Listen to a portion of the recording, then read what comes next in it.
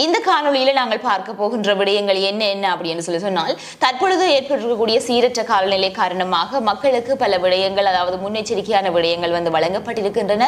அது தொடர்பாகவும் இந்த காலநிலை இன்னும் எவ்வளவு நாளுக்கு நீடிக்கும் என்பது தொடர்பாகவும் பல தகவல்களை நாங்கள் பார்க்க போகின்றோம். அதனையும் விட முக்கியமான ஒரு விடயம், நிறைய பேர் நேற்றைய தினமும் அதற்கு முந்தைய தினமும் நான் ஒரு விடயத்தினை பதிவிட்டிருந்தேன். அதாவது யாழ்ப்பாணத்திலே ஒரு வித்தியாசமான நோய் ஒன்று பரவிக்கொண்டு வருகின்றது. அது இன்னமுமே இதுதான் அப்படின்னு சொல்லி உறுதிப்படுத்தப்படவில்லை. இருந்தாலும் நாளுக்கு நாள் அதனால் ஏற்படக்கூடிய மரணங்களினுடைய எண்ணிக்கை அதிகரித்துக் கொண்டிருக்கின்றது. ஆகவே தயவு செய்து இந்த காணொலியை முழுவதுமாக பார்த்து ஏனையவர்களுக்கும் இது தொடர்பான விடயங்களை பகிர்ந்து கொள்ளுங்கள். அனைவருமே இது தொடர்பாக முன்னெச்சரிக்கையுடன் இருந்து கொள்வார்கள். ஆகவே இது தொடர்பான விடயங்கள் எல்லாவற்றையுமே நாங்கள் விரிவாகவே பார்க்கலாம்.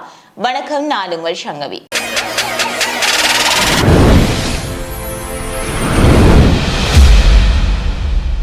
வீடியோ பார்த்து கொண்டிருக்கிற நீங்க யாராவது என்னுடைய சேனலை சப்ஸ்கிரைப் பண்ணாம பார்த்து கொண்டிருக்கிறீங்களா, சப்ஸ்கிரைப் பண்ணிட்டு பாருங்க. அப்படியே பக்கத்தில் இருக்கிற பெல் பட்டனையும் கிளிக் செய்து வைத்துக் கொள்ளுங்கள். அப்பதான் நான் போடுற வீடியோஸ் எல்லாமே உங்களுக்கு நோட்டிபிகேஷன்ஸா வரும். நாட்டிலே ஏற்பட்டிருக்கக்கூடிய இந்த சீரற்ற காலநிலை காரணமாக நேற்றைய நாள்ல இருந்து உங்களுக்கு தெரியும், நாட்டினுடைய பல பகுதிகளிலே, குறிப்பாக வட பகுதிகளிலையும் கூட, வடபகுதிகள் கிழக்கு பகுதிகள் என்று சொல்லி கூடுதலான பகுதிகளில் கரையோர பகுதிகளில் தொடர்ச்சியான மழை வீழ்ச்சி காணப்பட்டு கொண்டிருக்கின்றது நேற்றைய நாள்ல இருந்து. அப்படி இருக்கின்ற பொழுது தற்பொழுது காலநிலையை பொறுத்த வரைக்கும் தென்மேற்கு வங்களா விரிகுடாவில் உருவாகி இருக்கக்கூடிய இந்த ஒரு குறைந்த காற்றழுத்த தாழ்வு மண்டலம் எதிர்வரும் 24 மணித்தியாலயங்களுக்கும் நீடிக்கும் அப்படி என்று சொல்லி வளிமண்டலவியல் திணைக்களத்தினர் எதிர்வு கூறியிருக்கின்றார்கள். அதே சமயம் இந்த குறித்த தாழ்வு மண்டலத்தை பொறுத்த வரைக்கும் மேற்கு வடமேற்கு திசையில இருந்து இலங்கையின் வடக்கு கரையை அண்மித்து தமிழகத்தை நோக்கி நகரக்கூடும் அப்படி என்று சொல்லி எதிர்பார்க்கப்படுகின்றது.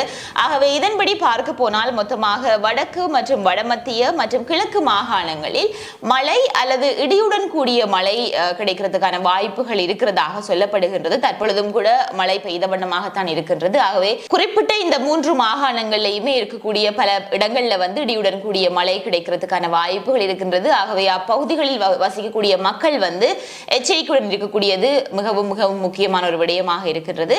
அதே சமயம் வடக்கு மாகாணத்தினுடைய சில பகுதிகளை பொறுத்த வரைக்கும் 75 மில்லிமீட்டருக்கும் அதிகமான மழை வீழ்ச்சி, இன்னும் குறிப்பாக சொல்ல போனால் 75 மில்லிமீட்டர்ல இருந்து 100 மில்லிமீட்டர் வரைக்குமான மழை வீழ்ச்சி அல்லது அதுக்கும் அதிகமான மழை வீழ்ச்சி கிடைக்கப்படுவதற்கான வாய்ப்புகள் இருப்பதாகவும் திணைக்களத்தினர் அறிவித்திருக்கிறார்கள். ஆகவே ஏனைய பகுதிகளை பொறுத்த வரைக்கும் இந்த வடபகுதியை விட்டு ஏனைய பகுதிகள் என்று சொல்லி பார்க்கின்ற பொழுது இரவு வேளைகளில் அதிகமாக மழை பெய்வதற்கான வாய்ப்புகள் இருக்கின்றது. அதே சமயம் மத்திய மற்றும் சப்ரகமுவ, தென் மற்றும் ஊவா மற்றும் மேல் மாகாணங்கள்ல மழை அல்லது இடியுடன் கூடிய மழை பெய்யக்கூடும் அப்படி என்று சொல்லியும் தெரிவிக்கப்பட்டிருக்கின்றது. இந்த இடங்கள்ல இப்ப நான் குறிப்பிட்ட இந்த மாகாணங்கள், அதாவது வடக்கு மற்றும் வடமத்திய கிழக்கு மாகாணங்களை தவிர்ந்த ஏனைய நான் குறிப்பிட்ட மாகாணங்கள்ல இந்த இடியுடன் கூடிய மழை பெய்கின்ற வேளைகள்ல அப்பிரதேசங்கள்ல தற்காலிகமாக பலத்த காற்று வீசும் அப்படின்னு சொல்லியும் சொல்லப்படுகின்றது.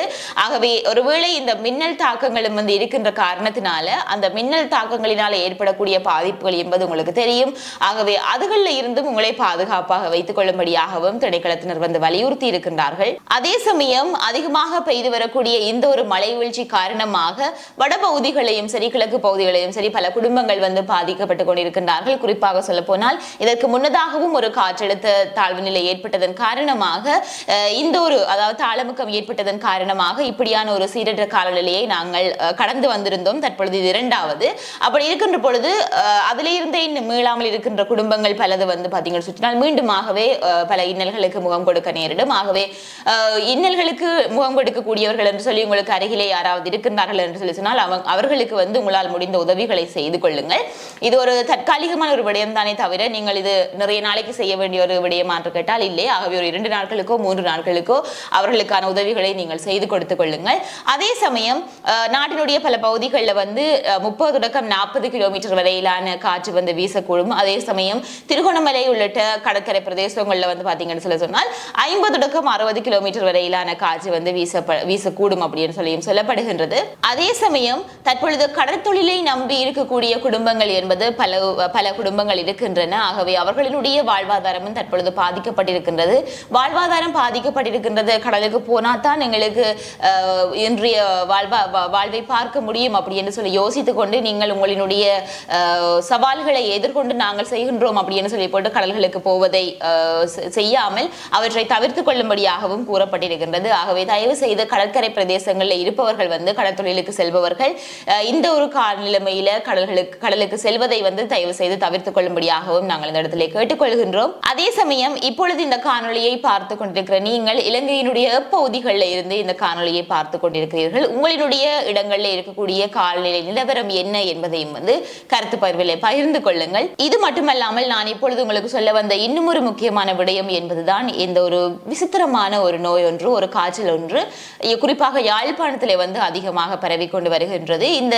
விடயம் பற்றி நேற்றைய தினம் அதற்கு முந்தைய தினமும் நான் தொடர்ச்சியாக சொல்லிக் கொண்டு வருவதற்கான காரணம் இதனுடைய தீவிரத்தன்மையை அனைவரும் அறிந்து கொள்ள வேண்டும், உணர வேண்டும் என்பதற்காகத்தான். அதற்காகத்தான் இந்த ஒரு விடயத்தை நான் மீண்டும் மீண்டுமாக உங்களுக்கு வலியுறுத்துகின்றேன். காரணம், மீண்டுமாக ஒரு குடும்ப பெண் யாழ்ப்பாணத்தில் உயிரிழந்திருக்கின்றார் இந்த காய்ச்சல் காரணமாக. இதனை நான் நேற்றைய தினமே சொல்லியிருந்தேன். அதாவது இதனை யாருமே அசண்டையாக அல்லது இலகுவாக எடுத்துவிட்டு கடந்து செல்லாதீர்கள் அப்படி என்று சொல்லி, இந்த பெண்மணியும் கூட பாத்தீங்கன்னு சொல்லி சொன்னால் காய்ச்சல் அப்படின்றதுமே சாதாரண காய்ச்சல் தானே அப்படின்னு சொல்லி வீட்டிலேயே இருந்து சாதாரணமாக பனடோலை அவர் உட்கொண்டு கொண்டிருந்ததன் காரணமாக, எடுத்துக்கொண்டதன் காரணமாகத்தான் அவருக்கு இந்த ஒரு மரணம் நிகழ்ந்திருக்கின்றது. அதே சமயம் அவர் சாதாரண காய்ச்சல் என்று கடந்ததன் காரணமாக இறுதியிலே அது தீவிரமடைந்து வைத்தியசாலையில் அனுமதிக்கப்படுகின்ற பொழுது அவர் மயக்கமடைந்த நிலைமையில அவருக்கு மேலதிக சிகிச்சைக்காக யாழ் போதனா வைத்தியசாலையில் அனுமதிக்கப்பட்டிருந்தார். அந்த வேளையில அவருடைய சுவாச தொகுதி என்பது பெரிதாக பாதிப்படைந்த நிலைமையில தான் அவருடைய உயிரிழந்திருக்கின்றார். ஆனால் அவர்களுடைய உயிரிழப்புக்கும் காரணம் உண்மையிலேயே எலிக்காய்ச்சல் தானா என்பது இன்னமுமே திட்டு தெளிவாக தெரியவில்லை. அதற்கான ஆய்வுகள் நடந்து கொண்டிருக்கின்றன. ஆகவே இன்னமும் என்ன காய்ச்சல் இது, பெரும்பான்மையானவர்கள் சொல்லக்கூடிய சுகாதார வைத்திய அதிகாரிகள் சொல்லக்கூடிய ஒரு விடயம் என்பது எலிக்காய்ச்சல் தான் என்பது, அதற்கான அறிகுறிகள் தான் இருக்கின்றன என்கின்ற மாதிரியாகவும், ஆனால் அதுதான் அப்படி என்று சொல்லி இன்னமுமே உறுதிப்படுத்தப்படவில்லை. அதற்கான ஆய்வுகள் நடந்து கொண்டிருக்கின்றன. உங்களிடம் நான் கேட்கக்கூடிய ஒரு விடயம் என்பது, அல்லது இதனை நான் எதற்காக உங்களுக்கு சொல்கின்றேன் அப்படின்னு சொல்லி சொன்னால், இந்த ஒரு அறிகுறிகளுடன் நேற்றைய தினம் நான் போட்டிருந்த காணொலியை நீங்கள் பார்த்துக் கொள்ளலாம். அந்த காணொலிகளிலே அறிகுறிகள் எல்லாமே நான் சொல்லியிருக்கின்றேன். ஆகவே அவ்வாறான அறிகுறிகளுடன் உங்களுக்கு காய்ச்சல் தென்பட்டால் உடனடியாக வைத்தியரை நாடுங்கள். அதே சமயம் இந்த ஒரு வெள்ளத்தினால் பாதிக்கப்பட்ட மக்களுக்கு இந்த காய்ச்சல் வருவதற்கான வாய்ப்புகள் அதிகம் இருக்கிறதுனால தற்பொழுதும் சீரற்ற காலநிலை இருக்கின்றது. ஆகவே இதனாலே உங்கள் வீடுகளில் வெள்ளம் தேங்கி நிற்கலாம். இந்த வெள்ளத்தினால் நீங்களும் பாதிக்கப்படலாம். ஆகவே தயவு செய்து ஒருவேளை உங்களுக்கு யாருக்காவது காய்ச்சல் தென்பட்டால் உடனடியாக வைத்தியரை நாடி அதற்கான சிகிச்சையை பெற்றுக்கொள்ளுங்கள். இதனை யாரும் இலகுவாக கடந்து செல்ல வேண்டாம். 3ஆக இருந்த மரண எண்ணிக்கை அதன் பின்னராக 5, 7 என்று சொல்லி ஒவ்வொரு நாளும் அதிகரித்துக் கொண்டே செல்கின்றது. ஆகவே இதனை தயவு செய்து அனைவருமே பார்த்துவிட்டு இனியவர்களுக்கும் பகிர்ந்து கொள்ளுங்கள். இது தொடர்பான உங்களுடைய கருத்துக்களை கருத்து பகிர்வுகளை பகிர்ந்து கொள்ளுங்கள். இதே மாதிரியாக இன்னும் ஒரு காணொலியில் நான் உங்களை சந்திக்கிறேன்.